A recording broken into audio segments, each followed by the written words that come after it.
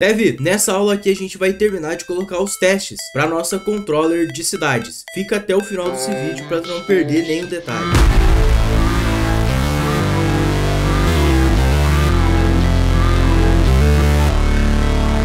Olá, Dev! Tudo bem contigo? Eu espero que esteja tudo bem desse lado aí e seja muito bem-vindo a mais uma aula do nosso curso de API REST em Node e TypeScript. Dev, nessa aula aqui a gente vai dar continuidade no nosso assunto de testes, né, que a gente estava tratando na aula anterior.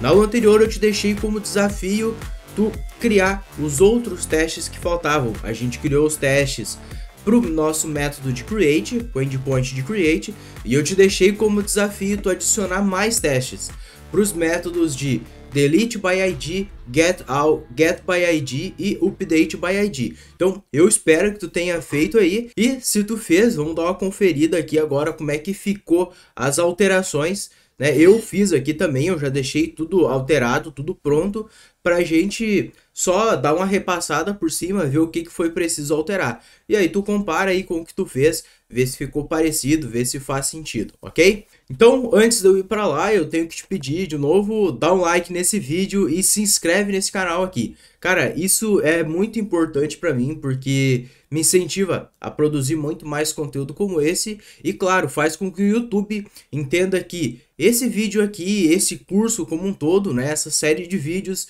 ela tem relevância, não é só algo sem sentido, umas dancinhas nada a ver aqui, né? Eu tô te entregando um conteúdo com bastante qualidade, com bastante empenho, para que as pessoas possam se aprimorar de alguma forma. Então eu conto com o teu like aqui para me ajudar, né? Ajudar esse vídeo a chegar a mais pessoas, ok? Bora lá, vamos pro vídeo então. Nós estamos testando aqui no canal uma ferramenta nova que se chama Valeu Demais. Qualquer contribuição que tu fizer através dessa ferramenta vai nos ajudar desse lado a melhorar a qualidade do conteúdo que a gente entrega para vocês e na produção de novos cursos. Na aula passada a gente tinha criado os testes para o método de create de cidade, né? A gente tinha aqui, ó, criar registro. Então a gente inseria um registro, claro, de forma mocada, né? Mas a gente colocou os testes aqui que estão passando, simulando a resposta que a API deve nos devolver. Então, sempre que a API estiver devolvendo aquela resposta, significa que o teste está passando, né? Então, conforme a gente for alterando o nosso código no futuro, adicionar banco e coisa arada, a gente vai sempre ter que garantir que os testes estão passando, para a gente entender que não, deu certo, o que a gente está fazendo aqui está fazendo sentido, né? Então, a gente criou esses caras aqui, apenas um teste para criar um registro e um teste aqui que tenta criar um registro com um nome muito curto, né? E aí vai parar na validação. Então, eu te sugeri que tu colocasse mais testes, tá? Cada método desse que a gente tem aqui, tu pode ter dezenas de testes, tá? Não tem limite, tu pode colocar o quanto tu quiser. Lembrando que quanto mais testes tu colocar, lembrando, testes que façam sentido, né? Não vai colocar coisas muito fixas de repente. Dependendo do caso, aí tu pode acabar se incomodando no futuro, né?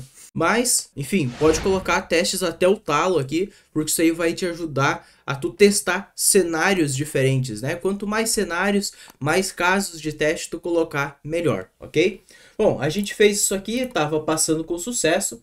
E aí o que eu fiz então? De lá até aqui, eu adicionei os outros testes, né? Eu adicionei testes para o get by id, get all, delete by id, né? Get all, get by id e update by id. Vamos dar uma olhadinha então como é que ficou esses testes aqui.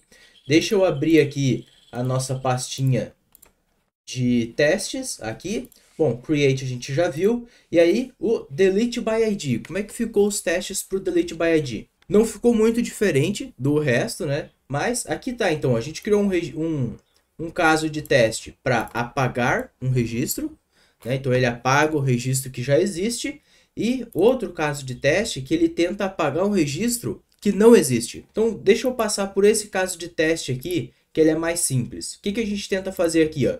Basta chamar o nosso método de delete no test server com um ID que não existe. Então o 99 é um caso de um ID que ele não vai existir na base, né? Esse, na verdade, é 99.999. É um ID que ele não existe.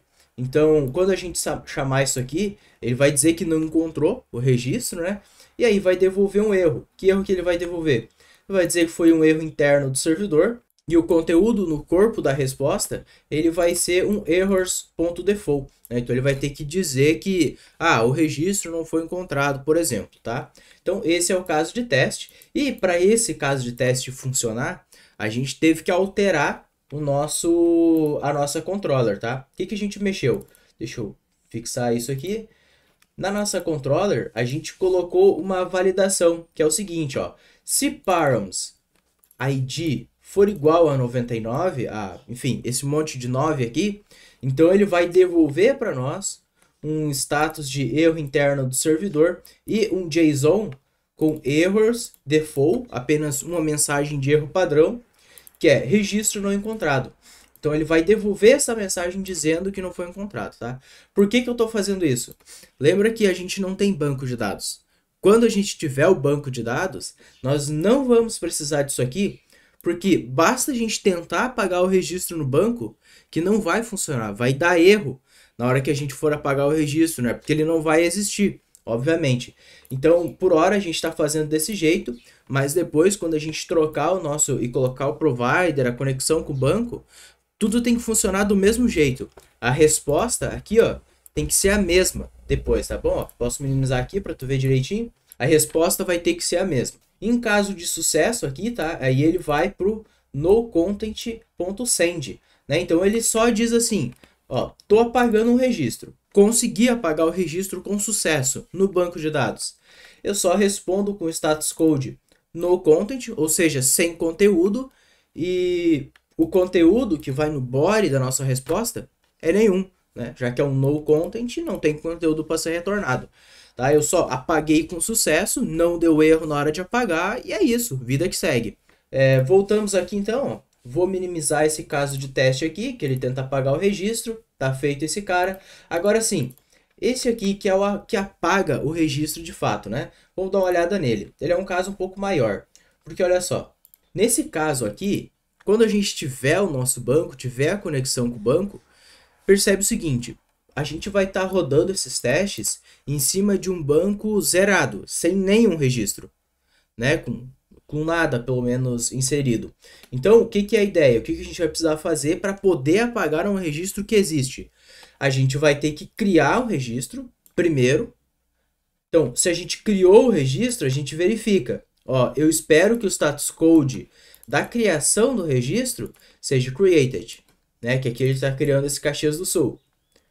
Se eu criei com sucesso, então beleza. Aí eu vou pro próximo caso, que é ele tenta apagar o registro que ele acabou de criar. Lembra que lá no create, a gente, nesse caso de teste, ó, a gente verifica se o type of do body ele é um number. Então, se ele é um number, é o ID que a gente está retornando, né? Nesse caso, então, ó, eu tento apagar o ID, né? Eu vou apagar o ID que eu acabei de criar. Ou seja, aqui eu só estou criando um registro para me apagar ele depois, né? E garantir que, olha só, o status code da resposta apagada, ela seja no content, sem conteúdo também, né? Que, ou seja, eu apaguei o registro e beleza, a vida que segue, né? Não preciso responder nada para o usuário ou qualquer coisa nesse sentido, nesse nosso caso aqui, ok? Então, essas foram as alterações aqui, esses foram os testes que a gente fez para o método de delete da nossa controller de cidades. Vou fechar essas coisas aqui e vamos para o próximo. O próximo é o getAll. Tá? O que a gente fez no getAll? O getAll ele só tem um caso de teste. Olha só, somente um, que é busca todos os registros. O que ele faz aqui? Primeiro ele cria um registro, né? Pensa de novo, a base está vazia e tu precisa listar todos os registros que estão lá. Então, teoricamente, primeiro eu tenho que inserir vários registros, um ou vários registros, tá? Se quiser, tu pode duplicar isso aqui, inserir vários deles. Eu deixei só um aqui, que já vai ser o suficiente para testar. E depois, ó, eu faço um get para barra cidades, ou seja, para o getAll, né? Que vai listar todas as cidades no banco. E aí, para validar se eu busquei com sucesso no banco de dados, eu faço o seguinte. Resposta, né, da chamada ali do que foi buscado. Header. Então, tem uma coisa interessante, né? O getAll, ele vai funcionar um pouco diferente. Para a gente saber se ele funcionou com sucesso, o xTotalCount, um header chamado xTotalCount, tem que ser, ó, to be greater than. Ele tem que ser maior que 0. Então, esse header xTotalCount que a gente vai devolver na resposta que a gente buscou tem que ser maior que 0. Ou seja, o que é esse xTotalCount? É a quantidade total de registros que eu tenho no banco de dados. Por exemplo, tu lembra que a gente está lá no nosso getAll, a gente está fazendo paginado. Então, uma página ela vai ter tipo 7, 10 registros por aí. Só que no banco eu posso ter 1000, 10.000 registros. O xTotalCount ele tem o total de registros no banco. Então ele vai dizer que ele tem, por exemplo, 1000, 10.000 registros. Esse xTotalCount aqui. Então, para o getAll funcionar corretamente, eu tenho que devolver um xTotalCount. É a gente que informa isso aqui, eu já vou te mostrar como é que faz. Então ele tem que devolver esse header. E esse header ele tem que ter um valor ali que ele é maior que 0, né? O status code também ele vai ser ok, né? Porque quando eu faço get, ele não é no content, não é erro interno, não é nenhum tipo de erro, né? Ele é uma resposta de sucesso, então ele é ok. Porque ele tem resposta, ele tem conteúdo para devolver, é simplesmente ok. Simples assim, né? Então resposta status code 200, né? Que é o ok aqui. E o último caso aqui, ó, o último expected aqui, né, o tamanho do body. Então pensa assim, tô devolvendo uma lista de registros. Ele pode ser uma página com 3 registros, com 7, com 10, com 20 registros. Uma página apenas. Só que essa uma página, ela vai ter que devolver um array que seja pelo menos maior que 0 também. Então, o xTotalCount, quantidade total de registros no banco. O body.length, total de registros na página. Bom, vamos dar uma olhada aqui no getAll. Então, o que eu tive que alterar para isso aqui tudo funcionar? Então, percebe ó, que aqui tá tudo igual, não mudei nada, questão de REC, essas coisas assim. Mas aqui, ó, na linha 22 e linha 23, eu tô adicionando aquele header para a gente poder dizer o total de registros, né? O xTotalCount. Olha, tem uma questão aqui que eu tenho que te explicar nesses headers, tá? O que faz, o que seta o valor no header de fato é isso aqui, ó. Set header xTotalCount 1. Esse 1 é a quantidade total de registros, tá? Então aqui, ó, eu tô mocando essa quantidade total de registros, tô dizendo que é 1, 1 já é maior que 0, é o suficiente. Isso aqui seta o valor do header. Só que no navegador, por exemplo, ele não vai encontrar esse header aqui. Ele não vai ter acesso no header, a menos que a gente dê um expose headers nesse header ali. Ó, então o que eu estou fazendo? Eu tenho dois headers aqui, né? Esse header de cima, da linha 22, ele diz que o header xTotalCount vai ser liberado para o front-end, lá para o navegador poder acessar ele. Então a gente libera o acesso para o xTotalCount. Agora, aqui embaixo, no set header xTotalCount, ele seta de fato o valor do header, tá? Então a gente precisa informar isso aqui para que o nosso header tenha o conteúdo que a gente espera, tá bom? E olha só, a resposta, então, ó, a gente faz uma resposta com status code ok e com JSON sendo um array que nesse caso é somente um registro, né, com ID 1 ali, só para a gente poder testar e verificar o tamanho do corpo. Então, o que é a coisa toda aqui? Quando eu conectar tudo isso aqui no banco, essas coisas aqui, a resposta que o teste recebe, ela vai ser a mesma. Então, a gente já está construindo esses testes agora, deixando tudo pronto, porque é tudo mais simples, por enquanto, né? Mas, quando a gente conectar no banco, vai ser a mesma coisa, a gente não vai precisar mudar o teste. Talvez a gente vai precisar mudar o teste quando a gente tiver autenticação, por exemplo. Que aí o teste não vai passar na autenticação. Lá, talvez a gente vai precisar mudar o teste. Mas até lá não precisa, tudo vai continuar igual. Beleza? Bom, vamos seguir em diante aqui então, se ficou claro para ti. Lembrando, deixa nos comentários ali qualquer dúvida, qualquer sugestão que vocês tiverem. Comenta ali o que vocês estão achando desse curso, beleza? E claro, não se esquece de se inscrever no canal se tu ainda não for inscrito.